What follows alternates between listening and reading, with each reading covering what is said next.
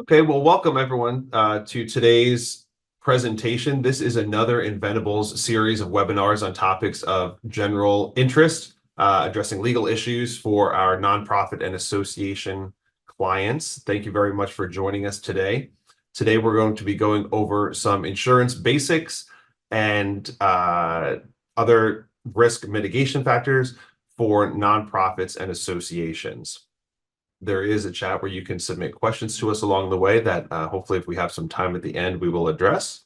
And hopefully some of this is helpful for you in your practice. So with that, let's get started. A quick overview. So Venable does have a full service insurance group. Myself, I should have started with introductions. Let me do that and go back one. I'm John Mavritich. I'm counsel here at Venable. On the line here also is Michael Davis, who's a partner here at Venable. Mike and I are part of Venable's insurance group here at the firm. We run the gamut in terms of what we do for our clients, everywhere from evaluating insurance policies all the way up to resolving coverage disputes through mediation, arbitration, or litigation. And we'll talk a little bit more about that at the end in terms of capabilities.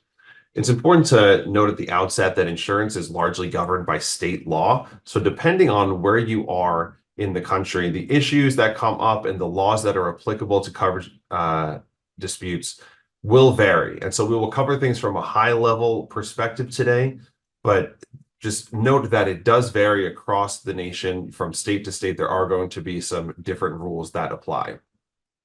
Another thing that differs is policy wording in your policies. A lot of entities believe that buying insurance is all the same. But as we'll discuss today, the policies can have different wording. Even if you're renewing your policy from year to year, there might be variations in the language that's in there. So what we'll talk about today will also be highly dependent on the language that is in your insurance policies.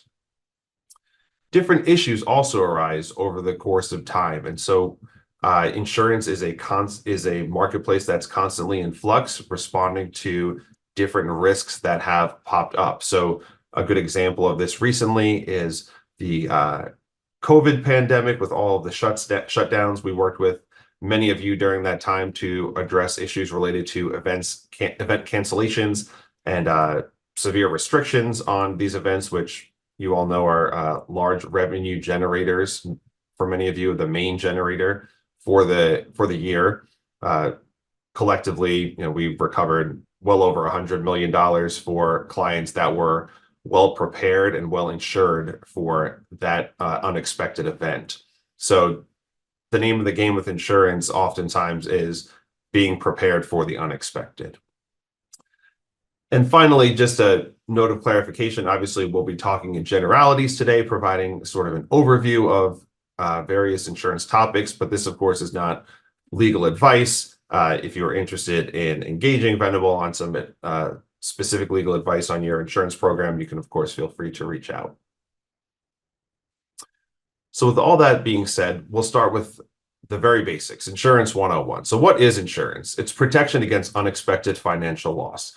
So this means that you're not able to get insurance for a loss that you know is coming, something that you purposefully cause. It's a protection against the unknown, a contract by which you are handing off to another entity, namely the insurance carrier, the risk that some financial loss could occur, such that the insurance carrier, if that risk does occur, will cover it for you. They'll pay you the money that you go out of pocket.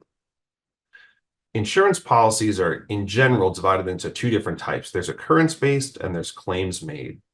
Occurrence-based policies provide coverage if the injury or the bad action occurred during the policy period. So it doesn't matter when you get sued. All that the relevant factor is when the injury or bad action occurred.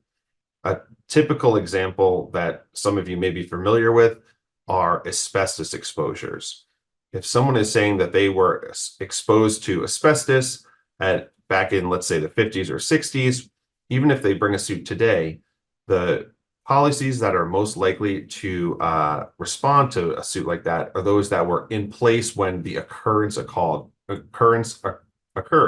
back at the time of exposure. So that would be in the 50s and 60s. So oftentimes you'll have to go back to the files and dig up these older policies that were in place when the bad action or the injury occurred. So for there, the focus is on the injury or the bad action. For claims made, on the other hand, the focus is on when is the demand made to you? When do you receive the complaint or the monetary demand for an injury? For claims made policies, the claim must come in during the policy period.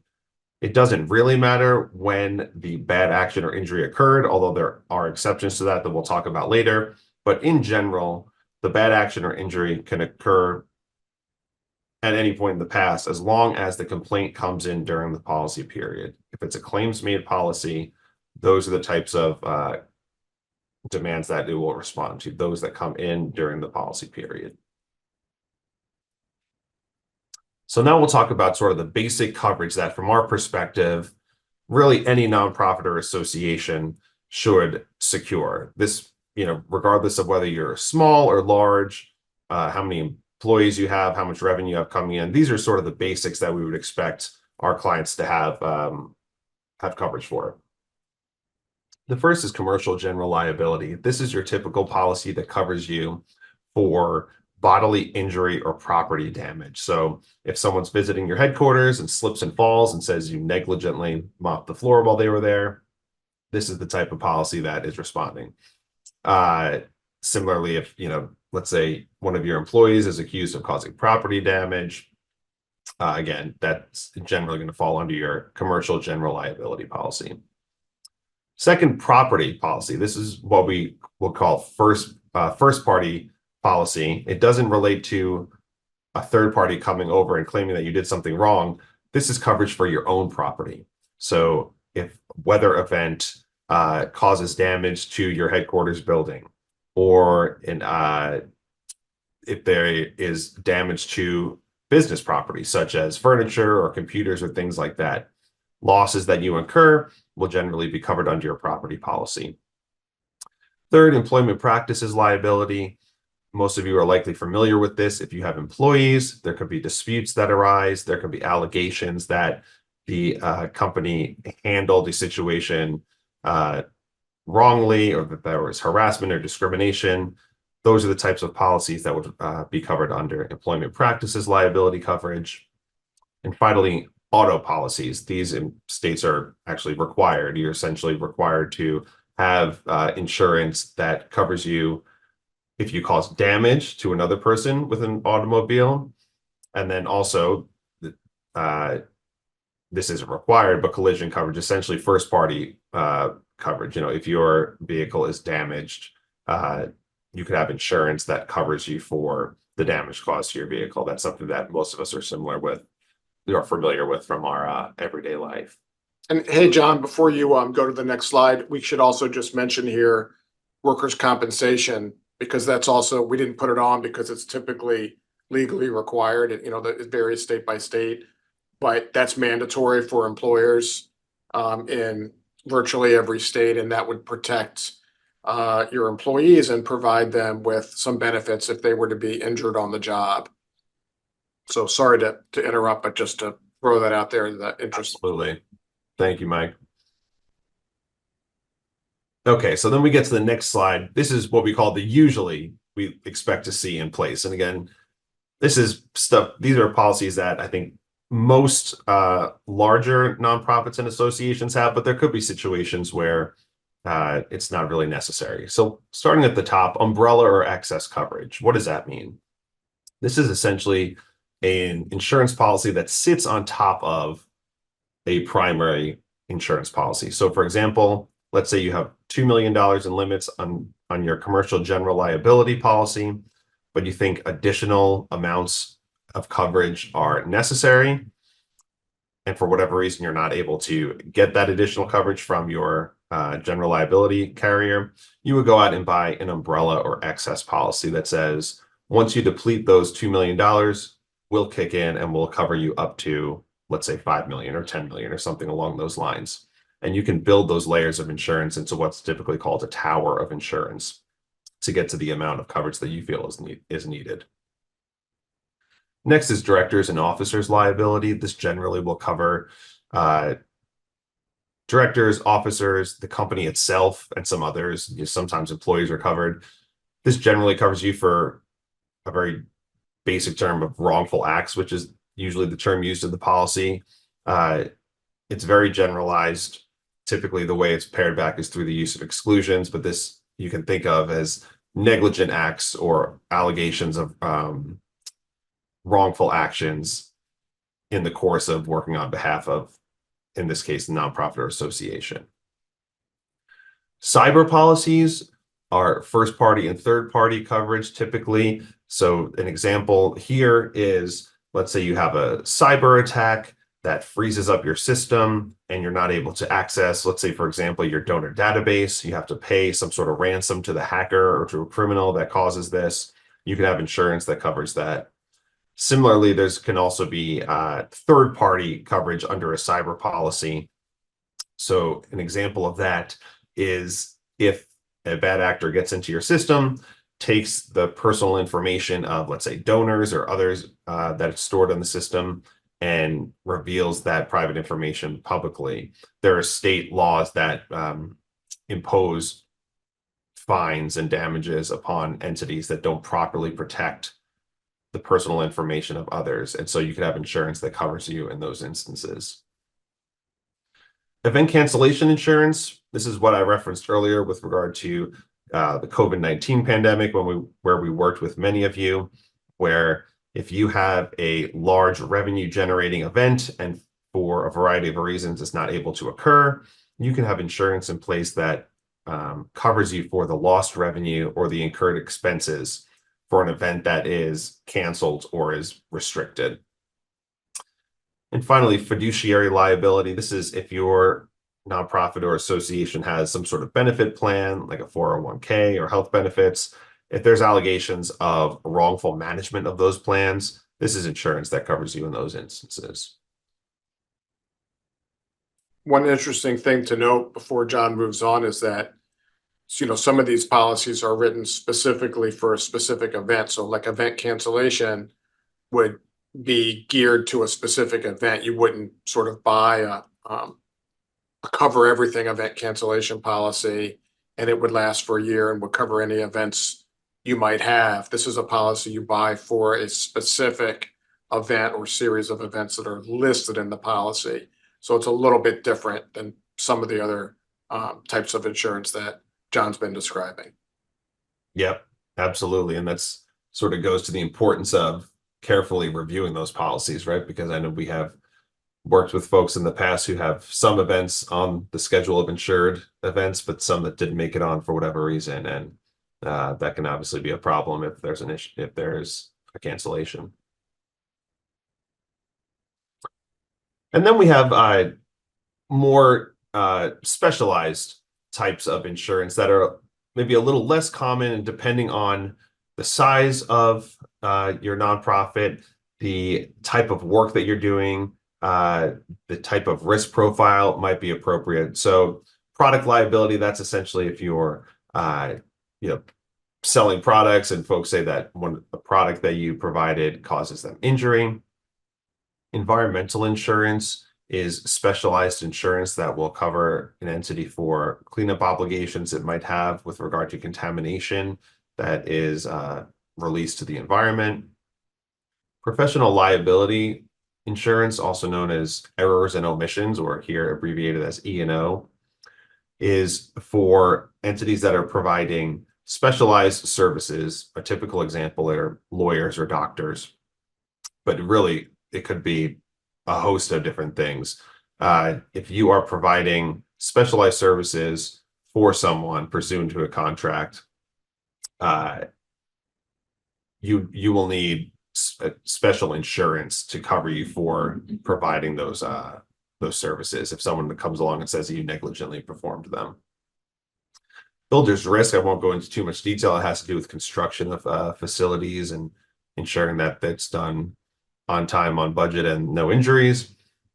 And crime coverage relates to losses that may be incurred due to things such as theft or other manners of taking property or money from your association or nonprofit. Before I move on to the next section, do you see that we had a question come in asking, are umbrella and excess synonymous?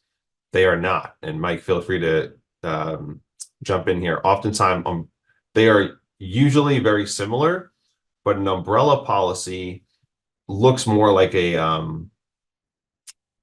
similar to like a primary CGL policy, but it has the full suite of its own unique terms and conditions. An excess policy in general is what we call follow form. It says whatever the policy below me says, I agree to those same terms. I'm providing you additional limits for it. Yeah, that's right. I mean, as the term umbrella suggests, it's supposed to be broader. So it will cover you for certain things that the underlying policy might not. And it will what's called drop down and provide primary coverage if your primary insurer doesn't respond, assuming it's within the coverage that the umbrella policy provides.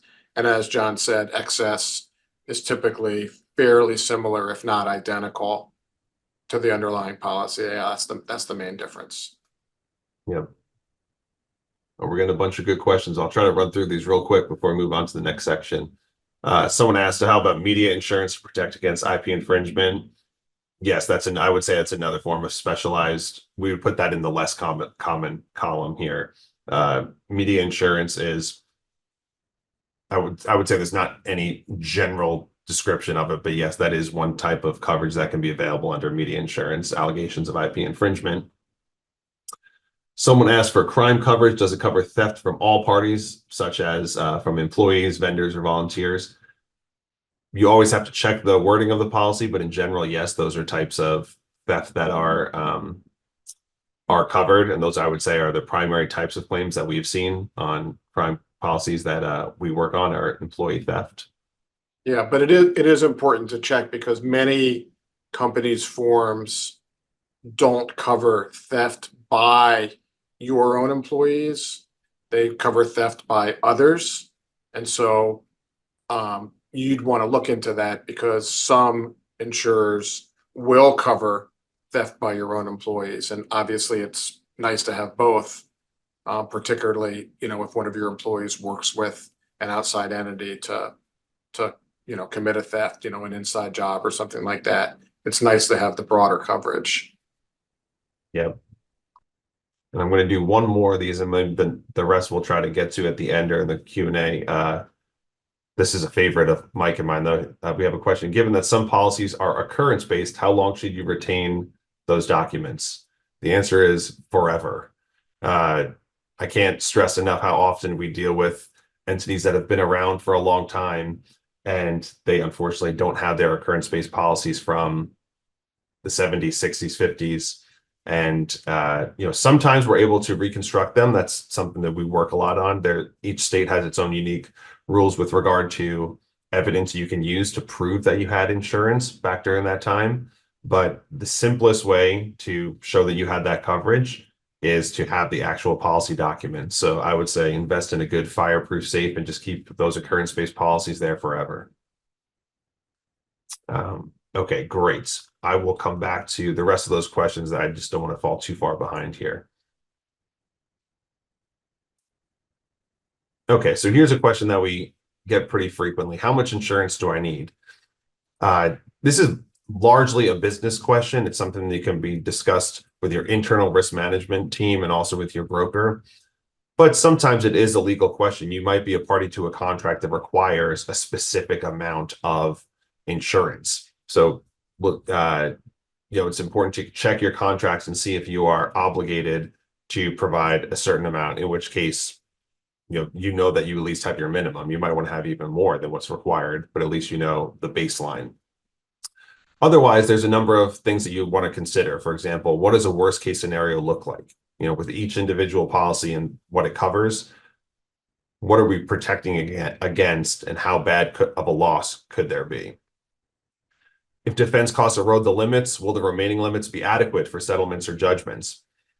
we'll talk about this a little bit later in their presentation, but certain insurance policies provide defense costs, which are, the fees you pay to your attorneys, in addition to the available limits. So if you have a $2 million policy and you have a lawyer representing you, the fees paid to the lawyer will not erode those $2 million. Other policies, the attorney's fees do erode those limits. So if you have a $2 million policy and you spend $1 million on the lawyer who defends you through trial, that means at the end of the trial, you only have $1 million left to satisfy a judgment that may be found against you. So you want to make sure that, are the defense costs eroding the limits? And if they are, will that reasonably leave you enough to settle a case or to pay a judgment? How many insureds are covered under the policy? If there's a lot of insureds, you can think of it as many people taking bites at the apple.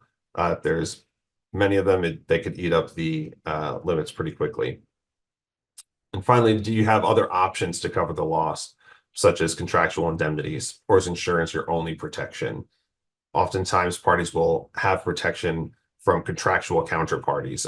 Mike is going to be talking about risk mitigation through contracts later in this presentation. That could be, a main avenue of protection, and insurance may be just a backup. But if insurance is your only option, then you want to make sure those limits are adequate. Your broker can likely provide what's called a benchmarking analysis. Essentially, what this is it looks at other associations and nonprofits that are similar to you in terms of revenue, employees, size, things like that. And it shows what they're doing with insurance, what types of insurance they're buying, what are the limits they're buying. And so that at least gives you a sense of what your peers are doing. And that can be really helpful for giving you a starting point. Yeah, and just so there's no confusion on that, it won't list their names, right? Your broker's not out there releasing confidential information about what you have, but it'll sort of aggregate together without naming them and say, in this region, not for profits of thus and such a size, or with so many employees, or so much revenue, or whatever the metrics are, have the following types of insurance with the following limits. So, but no one's giving away, your information or others' information in the industry.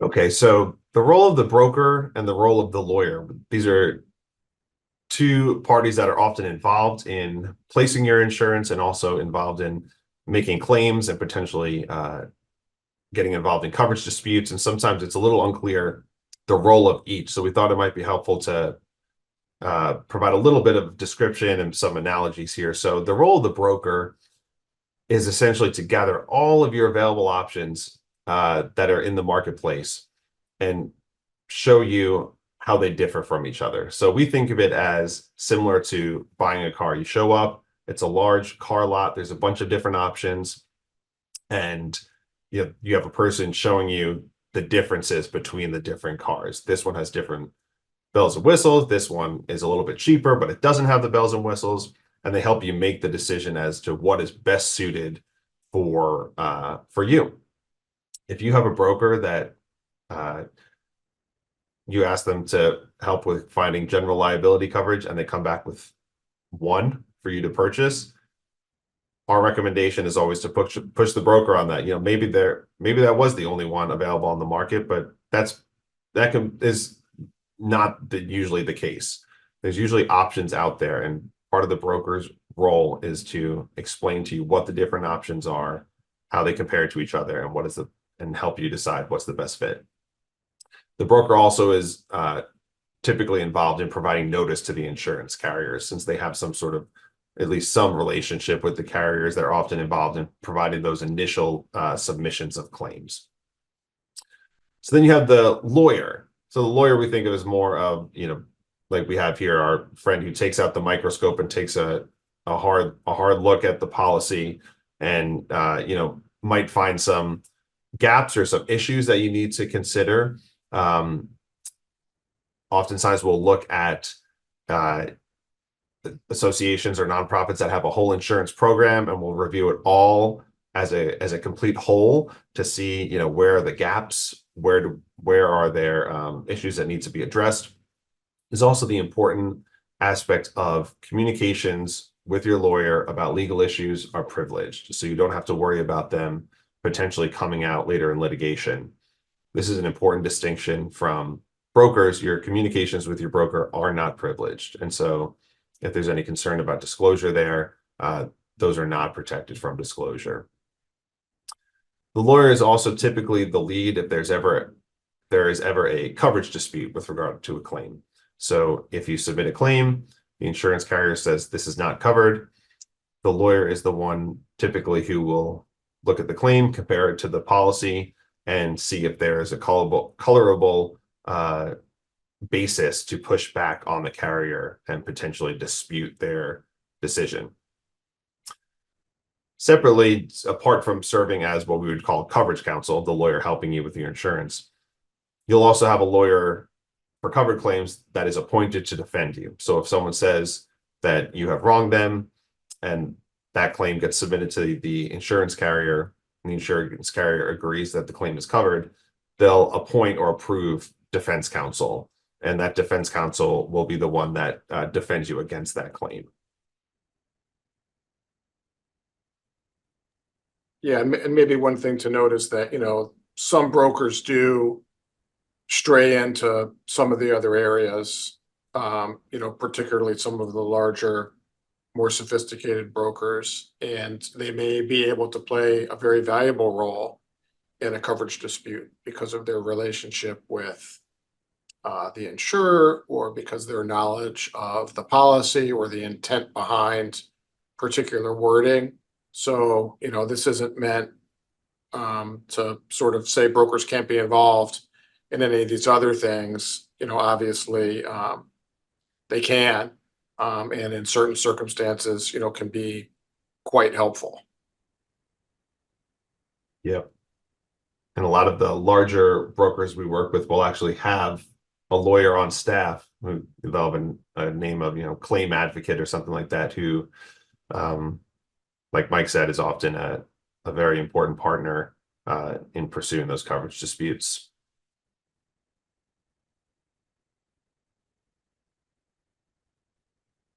Okay, so here's another question we get asked often. Should I report this demand I received, or something happened? Should I report it to the insurance carrier?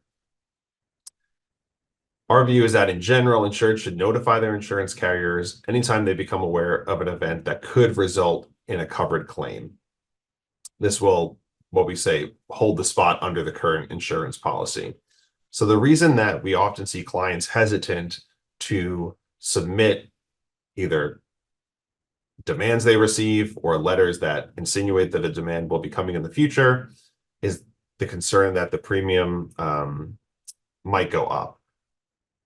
In our view, that's never, well, I should say in our view, if it is going to go up the premium, that's probably because it was a covered claim and you have insurance in the first place to have them cover your claims. So if that does happen, it's probably outweighed by the benefit of the fact that you have a covered claim. From our perspective, in general, there's really no material downside to reporting early and often. We think insurance carriers should be involved as early as possible, because if you don't involve them as early as possible, they will be in a position to potentially argue that you failed to cooperate with them, or you didn't comply with the timing requirements under the policy, or you got into a settlement deal that was not the best deal that could have been reached. There's all different arguments that insurance carriers could have if they're not involved from the beginning.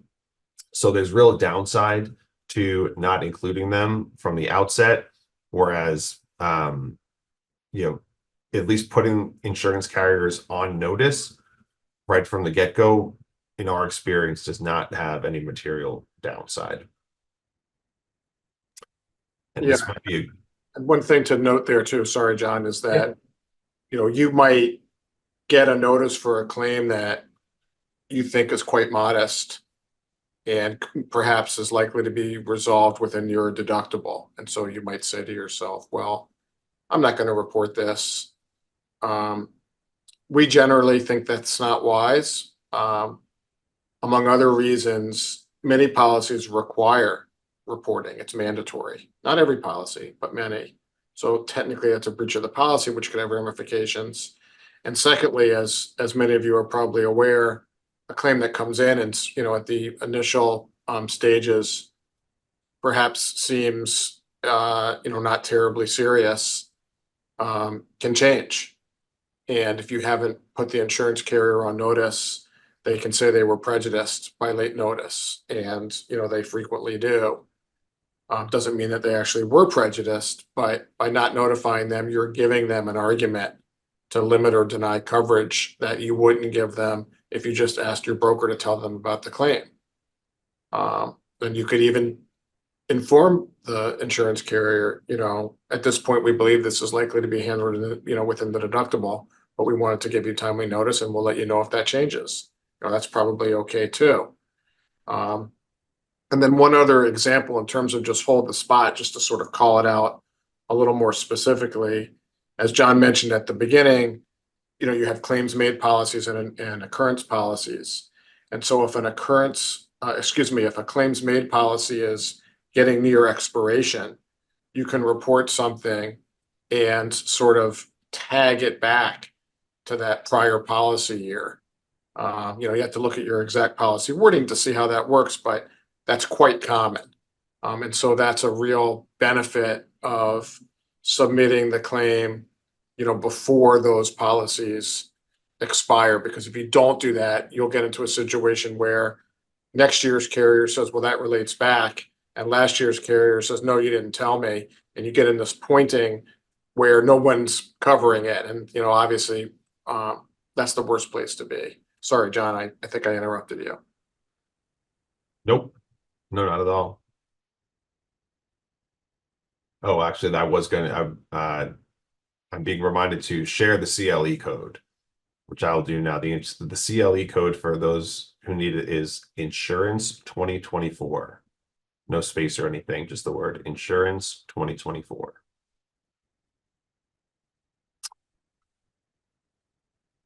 Okay, great. So now let's say you have a, well, we just had a question come in that is timely. Let's answer that. Is claims reporting typically the responsibility of the broker? I would say, and Mike, tell me if you disagree, I don't think you should ever assume it's the responsibility of the broker. Ultimately, it's the insured's responsibility to make sure that notice gets submitted. If the broker says they're handling it, that's great, but you want to make sure that it's done and you want to sort of keep after that, because just notifying your broker is not adequate. You have to make sure that the notice makes it to the insurance carrier. So the answer is, yes, that is typically a service that they provide, but you have to make sure it occurs and don't assume that just because the broker knows about it, that the carrier is on notice.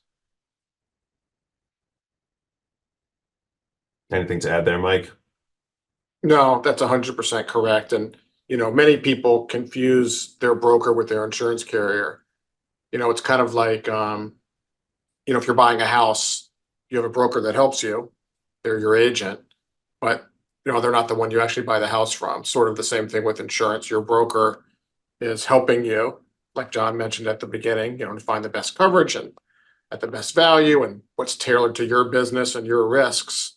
And how you conduct business, but telling the broker is not timely notice to the insurance carrier. As a practical matter, as John mentioned, the broker usually does provide the notice, but you should get proof of that in writing, and you should get a receipt or an acknowledgement from the actual insurance carrier.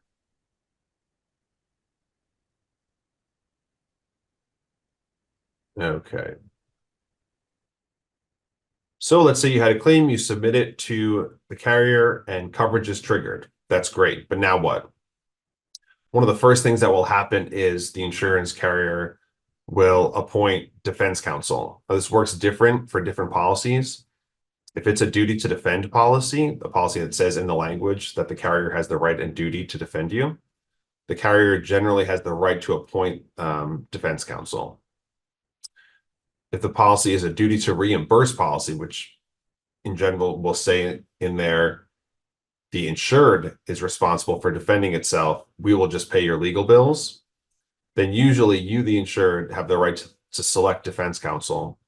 The big caveat there being the carrier is only going to approve certain rates, which in our experience are typically lower than what you would expect to pay. The carrier will always say that it's approving market rates, but in our experience, they can be quite low, and you can sometimes get into a dispute with the carrier. You might also get into a dispute with the carrier about the defense counsel that they appointed. Maybe you think they're not specialized in the area of law where you need a specialized lawyer, or you're not impressed with their credentials. How can you avoid this type of dispute? One way we help clients do this is at the outset, when they're purchasing their policy, see if you can negotiate in there pre-approved defense counsel. You can have your broker talk to the carrier and say, hey, we've had good success with this law firm. They usually defend us in the types of cases that will be covered under this policy. Will you pre-approve them? Can we put an endorsement on the policy that says, if I have a covered claim, I'm allowed to use XYZ law firm? We see that happen all the time, and carriers often are open to that, especially if you have a compelling reason, if you have lawyers that are getting good results for you, because your interests are aligned with the carrier there. Yeah, and you can do that even if the law firm you want isn't what's called panel counsel. You have heard the term panel counsel before. That means that the lawyers are on a special list or panel that have a direct relationship with the insurance carrier. But if you've been using, Sally Jones for 20 years for a certain type of claim and she's not on a panel, you can still get Sally pre-approved as long as she meets certain criteria, which would usually be experience, having a certain minimum level of insurance and rates, and probably some investigation into how she handles cyber threats, to make sure that her technology is up to snuff. But even if that person's not so-called panel counsel, you should be able to get them on by endorsement with most carriers. Yeah. And on duty to reimburse policies, a lot of times we'll see, in order to avoid a dispute, when a claim comes in, you can get an endorsement that says, basically saying that the carrier approves a certain rate for lawyers. So that the carrier is at least locked into paying, let's say, $500 an hour for the rate, which is helpful, and it ensures that you won't be met with a surprise when you have a claim come in and they say, well, we're only going to pay rates of $250 an hour. So you have the appointment of defense counsel, and then what about when it gets close to settlement time? What if you've been negotiating and you think a settlement opportunity is on the horizon? Almost every policy without exception will have, well, I shouldn't say almost, every policy without exception will have some provision in there that requires an insurer to consent before agreeing to any settlement. Sometimes you even have to get their consent to make a settlement offer, but without exception, the insurance carrier has to consent to an act before they're going to actually fund a settlement. Many jurisdictions, this will depend on the state you're in, they require the carrier to fund a settlement demand that's reasonable and that's within the policy limits. The thinking there is that the carrier is under an obligation to protect its insureds and has to put its insured's best interest ahead of its own. And so if it can settle a case that completely protects the insured from an excess judgment, then it has to do that. So it's important to know what your state's laws are on that with regard to reasonable settlement opportunities, and to push your carrier if they're not consenting to a reasonable settlement that's within policy limits. Know what the law is and push the carrier hard on that, because it could be that they're required to consent to it and fund it.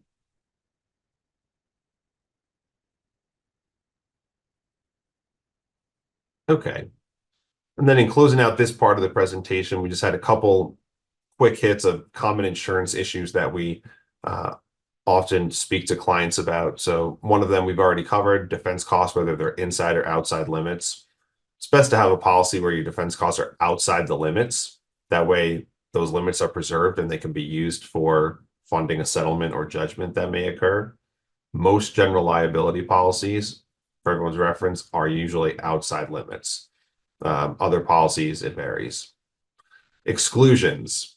We should always look through the exclusions of a policy. If you read the first page of an insurance policy, it seems very rosy. It's a general grant of insurance coverage. It's when you get to the exclusions section, it's where you really see all the things that are not going to be covered by the policy. And there's usually a lot of them.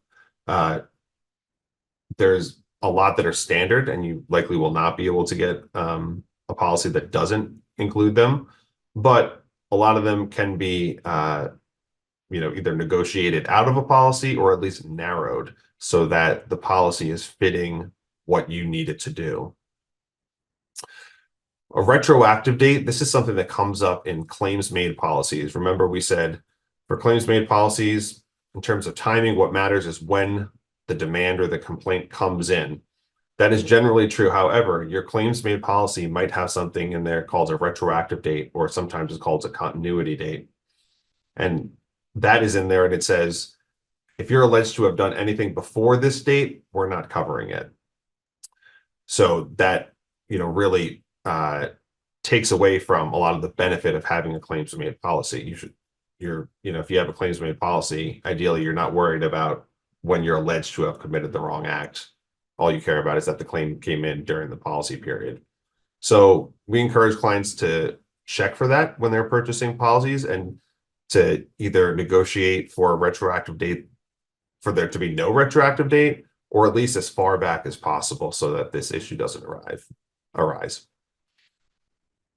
And then finally, with regard to who is the insured, we always advocate for our clients to be listed as a named insured, or at least explicitly listed as an additional insured. Most policies have general language that explains who is an insured under a policy, but especially for entities that are part of a complex corporate structure, there might be some confusion over the percentage of ownership and whether, A is really a subsidiary of B, whether it falls within the generalized terms of who's covered under the policy. It's best to just take any question out of that and just have your entity listed by name as either a named insured or as an additional insured, so that if a claim comes in, you're not going to have to face that foundational issue of whether you're covered in the first place under the policy.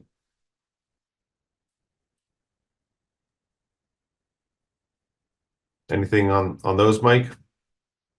No, that's great, John. Very helpful. So for the remainder of our time, I'm going to talk to you now about some risk mitigation measures that are akin to insurance in certain respects, but aren't insurance.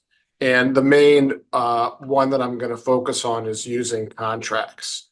So if you contract for events or services or food or anything really, can you push some of the risk to whoever it is you're contracting with, who I might refer to as a counterparty, just meaning the person on the other side of the contract with you. So the main way that that's done is something called an indemnity. And that's verbiage, and we have an example up here on the screen that you can look at, where you say in a contract, that let's say you're hiring someone to, cater your annual event, that if there's something wrong with the food and people get sick, they will indemnify you. That means they will pay for settlements or judgments.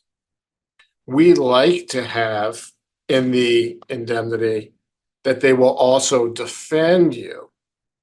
And that means they will, on their own nickel, go out and get counsel. Hopefully it will say, like this example does, that the counsel has to be reasonably acceptable to you. And that means they're paying the counsel. If they agree to defend you, they have to pay for your defense as the case is going along. And you can see why that's much better than just a straight indemnity, because otherwise you would have to carry the costs of defense, which could be, hundreds of thousands of dollars or perhaps even more in a large case as it's percolating. Now, if you request an indemnification from your counterparty, they may request an indemnification from you. And that may or may not be appropriate depending on the type of services or goods at issue, right? In my example, where you're hiring someone to cater an event, I'm not sure what you could do that would really influence, the quality of their food. So maybe that's an example where a mutual indemnification would not be okay. In certain other contracts, I think mutual indemnities could be fine, where each party indemnifies the other for its or its employees or agents' negligence. That's very typical. If we're negligent, we'll indemnify you. If you're negligent, you'll indemnify us. There are many pros to contractual indemnities. First of all, you don't attach or use up your insurance limits, right? You save them for other things. If the counterparty is reliable and does what the contract says, they could be quite fast acting, right? Insurance carriers oftentimes are sort of slow to get going. They may not acknowledge your claim for 30 days. They may not find whether or not there's coverage for 60 days or maybe even longer. So if the counterparty lives up to their obligations and if they have the funds, it could be quick. Another advantage is typically indemnities are quite brief. You see the example on your screen. That's nothing like an insurance policy, which is going to have, as John mentioned, dozens of exclusions, maybe many dozens of exclusions. So you could get coverage that's broader than insurance. But of course, there are cons too. And the main one, maybe for our purposes of discussion today, is they may not have the money. So if there's a real claim and it's significant, again, in my example, if someone gets sick and, they need, $500,000 of care, or if many people get sick and they need that amount of care, maybe this catering company doesn't have the money. And so it's not a substitute for insurance, but it can work hand in glove. We can go ahead and go to the perfect. Another thing you can do is say to your counterparty, hey, we want you to get insurance in connection with the goods or services you're providing or whatever the contract addresses. And the contract can even specify you have to have certain minimum amounts of insurance and you have to have these types of insurance, right? You might want to specify they have to have workers' comp, obviously, because that's required by law. And they have to have general liability for bodily injury and property damage.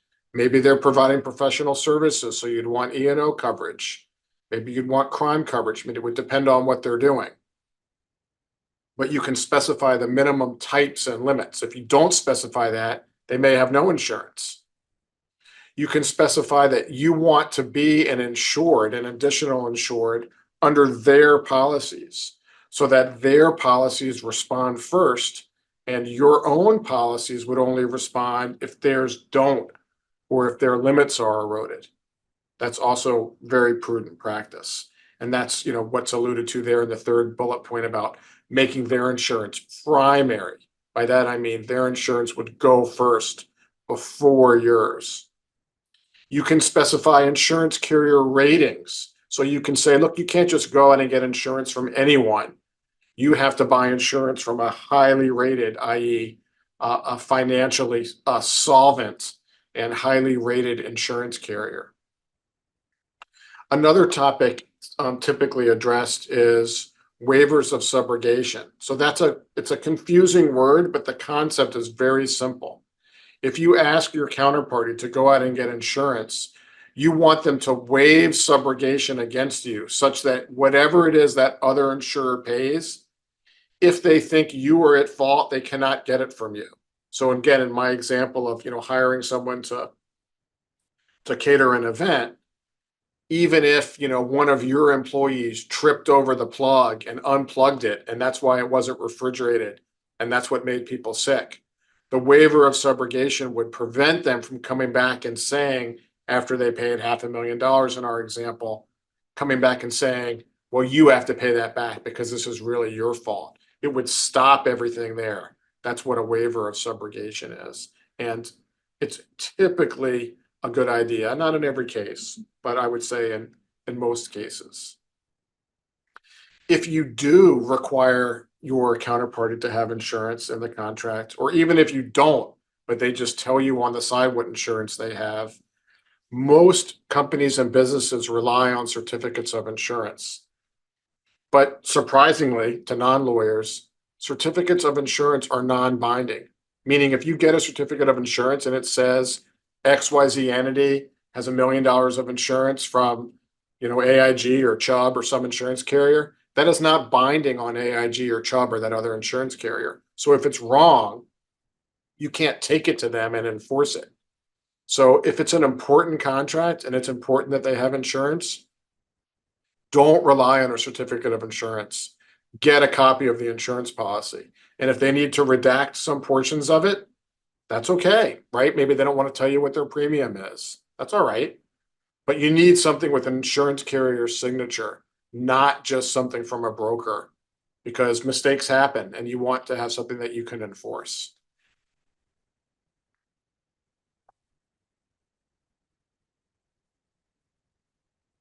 So I alluded to subrogation before, and again, I'm just coming back to it because a lot of people get confused. It's the ability of an insurer standing in the shoes of their insured to pursue others, to get amounts paid. And it either arises from operation of law or under the insurance policy language. It probably doesn't really matter where it comes from in your particular state. But if an insurance carrier doesn't waive it, it means they could come back against you if you're not an insured and try to get all the amounts paid for by someone else's insurance. And so again, we generally recommend that whoever you're contracting with waive that right such that their insurance carrier cannot come back to you and say, you need to pay. Sometimes those agreements are mutual, and in many circumstances, mutual waivers of subrogation, do make sense. We don't necessarily object to those.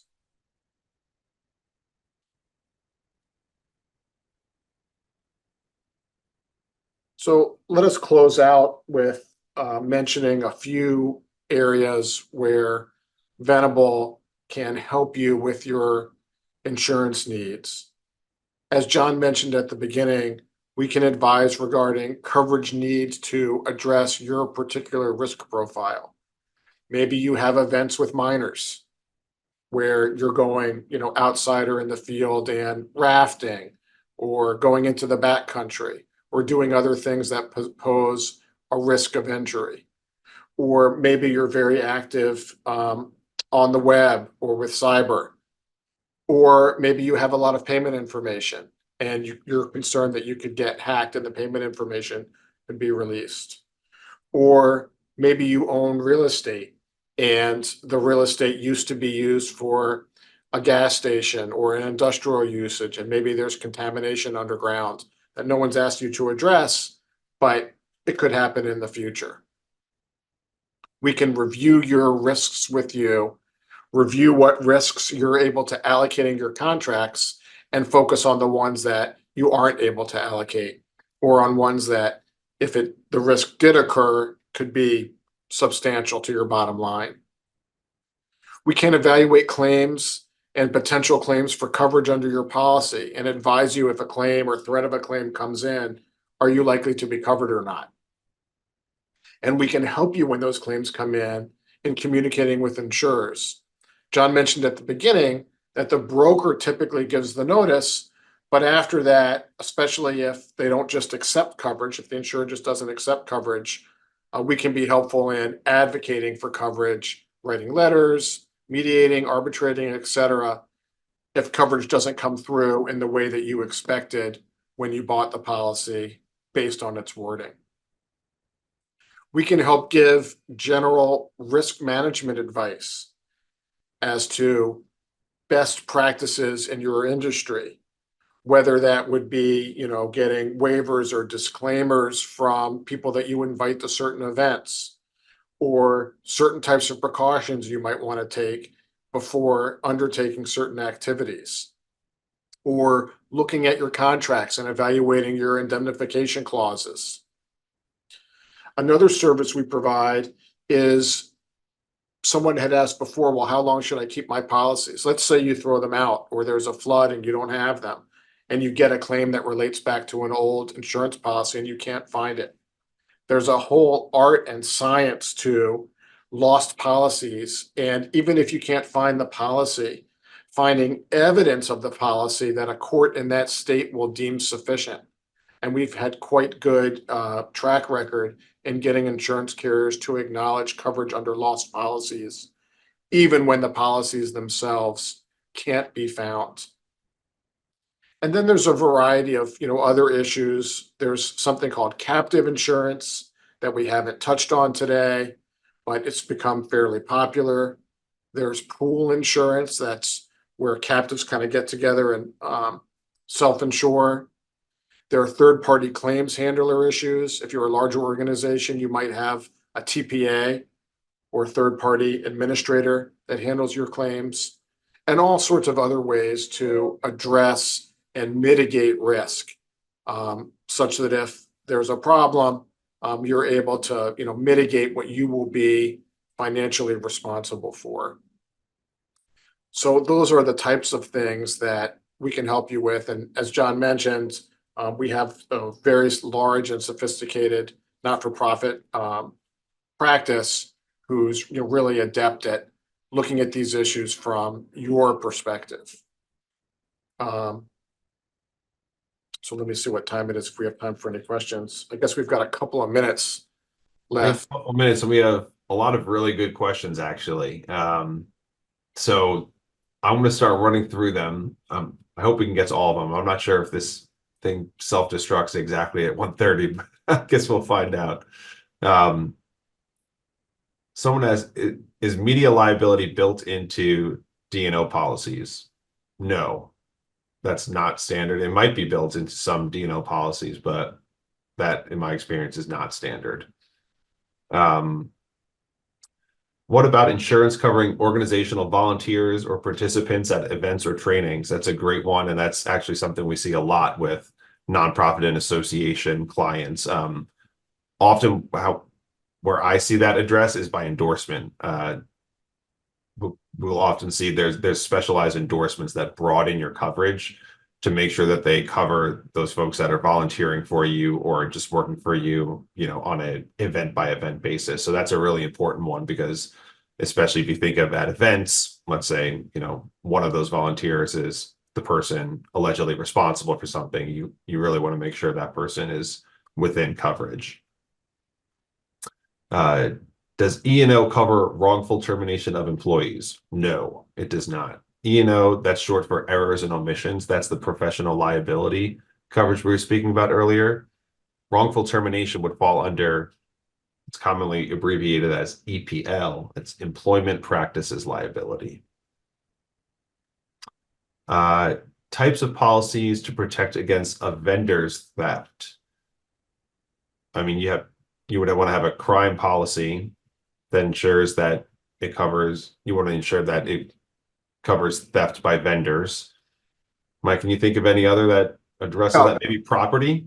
Yeah, it would probably be crime. Yeah, it's possible that your property policy would cover it, but that's a good example where if the vendor is going to have access to your facilities and there's things there of value that they could steal, I would think you'd want that in their contract, right? That they would bring to the table a certain amount of that insurance, and that would be your first line of defense. Yeah. Do contractual indemnities have legal limitations? Not that I'm aware of. Not in general. I mean, there are rules for specific industries. Just as an example, most states have an anti-indemnity or an indemnity limitation clause for construction contracts, such that you can't indemnify someone for their own negligence.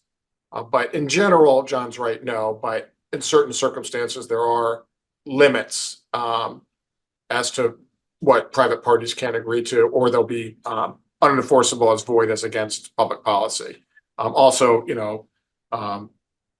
punitive damages or intentional wrongdoing or, things like that, crimes could potentially fall into that category. Oh, yeah, good point. Yeah. The difference between a named insured and additional insured. That's a good question. So the named insured in general is sort of the primary person or entity that's in charge of the policy. So they receive the notices. If the policy is going to be canceled, it typically has to come from the named insured. You can think of them maybe as like the captain of the ship. There could also be other policy provisions like, they have, preference of coverage, maybe coverage needs to be given to the named insured before it goes to any additional insureds. Sometimes also the policies only respond to negligence or other wrongful actions by the named insured. And the additional insured is only covered for sort of derivative liability. Not in all cases. It depends how the named insured and additional insured are defined. But it's better generally to be a named insured, except that the named insured is usually responsible for the deductible or the self-insured retention. And typically additional insureds are not. So that's a little bit of a wrinkle. It also has to do with who can approve policy changes. Typically, a named insured can cancel or terminate a policy and approve changes to it, and the additional insured doesn't need to be consulted typically. So that's something that you'd have to sort of work out on a case-by-case basis. Yeah. In the contractual indemnities, the difference between defend and hold harmless. You want to take that one, Mike? Yeah, defend is really separate from indemnify and hold harmless. Indemnify and hold harmless are quite synonymous. But defend is required in many states. That word or another word like it is required in many states in order to be able to make your counterparty go out and hire counsel for you as the case is pending. I would be concerned if it just said hold harmless, that would be more akin to indemnification, i.e. paying back for a settlement or judgment or potentially even defense costs at the end of the day. It's also prudent to always mention attorney's fees in the clause and say that your counterparty has to pay for your attorney's fees in addition to defending, because there's some old case law in many states that requires mentioning that specifically. Can you provide or give examples of situations or types of contracts where mutual indemnity is appropriate? I think that's a case-by-case scenario. Maybe if Yeah, it could be, let's say there was something in space that you owned, right? You were letting someone into space that you owned, and maybe they were, I don't know, painting. So I think mutual indemnity could be appropriate there, right? If you had a hidden defect or something you didn't know about and you let them in and didn't tell them about it, maybe it's reasonable for you to indemnify them for that. On the other hand, if they're negligent and knock their ladder over, they should be responsible. In some circumstances, the mutual indemnities don't have to be exactly the same though. Because for example, in that scenario, perhaps you should only indemnify if you're grossly negligent, right? If you know of something and don't tell them, and they should, make their own inspection of your premises.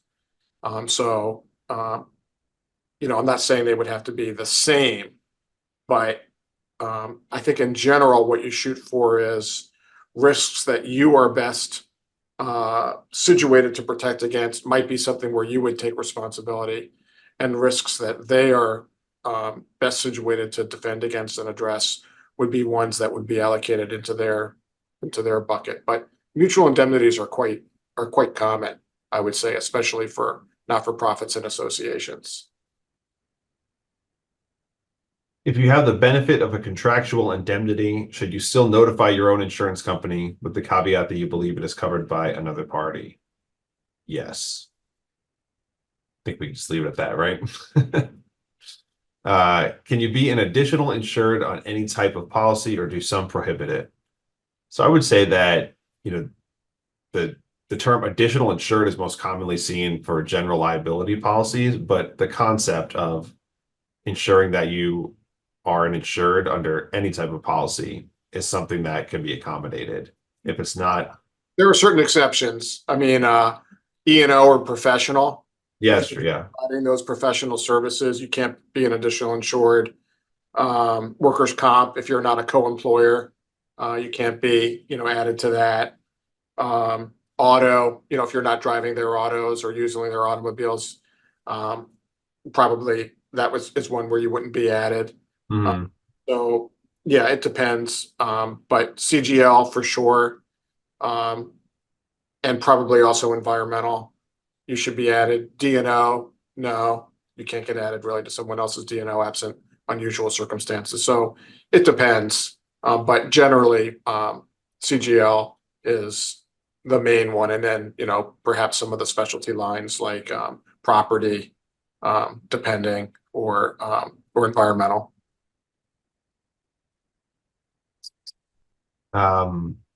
I know we're over, but someone just tell me if we need to sign off. I'm just going to keep running through because these are good ones. Can you share tips for negotiating insurance requirements for nonprofits, especially in pushing back on requirements for less applicable policies such as professional liability? The cost of maintaining it is expensive.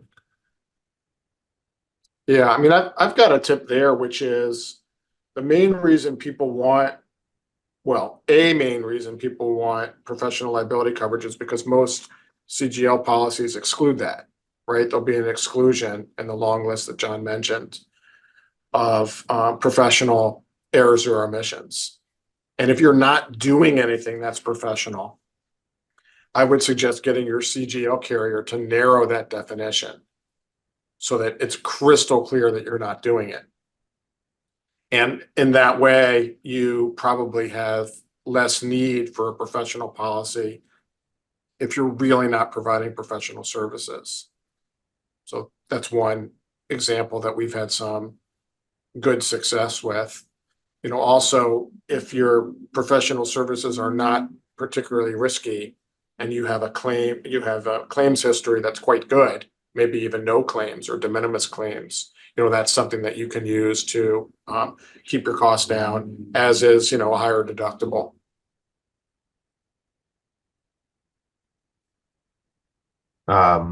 Let's see. If you require a vendor to sign an agreement ensuring they maintain insurance through the term of the contract, is that good enough, or should we get a copy of the policy as well? Well, Mike and I are not the trusting type, so I would say verify that. I would get a copy of the policy, or at least request and see if they push back on it. Yeah, and look, it's easy if you enter into 5 contracts to ask for the insurance, right?